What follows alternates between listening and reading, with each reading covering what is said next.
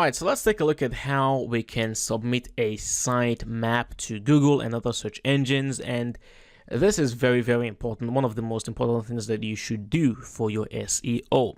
Now, what exactly is a sitemap? Well, a sitemap is a file, basically, where you can list out all the pages on your site to tell Google and other search engines about the general organization of your site content.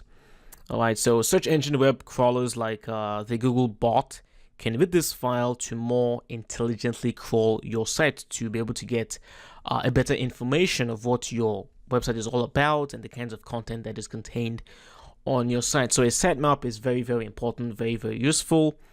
Now, to generate a sitemap and to submit it to Google, all you have to do is to come over here to XML sitemaps. Alright, so let's click in there. And from here, you want to make sure that the XML sitemap functionality is set to enabled. All right. And we can find the sitemap by simply clicking on this link over here. So I'm going to click there. And now you can see this is the sitemap for my tiny website. Yours will probably have a lot more lines than this. Now, to add the XML sitemap to Google, what you want to do is to go to your search console. Alright, and from the home page, you should see the link to your site. Click on the link. And now over here on the left, you will see crawl. Just in case you don't see this, you can click on crawl. But you should see what we currently have right now, where we have crawl errors. And over here to the right, you have sitemaps. So what you want to do right now is to click on sitemaps. Alright, and now from here, you're going to click on add test sitemap. So what I'm going to do right now is to copy what we have over here. Let's copy that, and I am going to paste that inside this box, and then I'm going to click on test. Test complete. Let's view the test result, and we passed. Yippee! All right, so I'm going to close the test right now, and now I'm going to go back, and I'm going to paste it again, and then this time I'm going to click on submit. Item has been submitted. Let's refresh the page. And there you go. So you should see pending.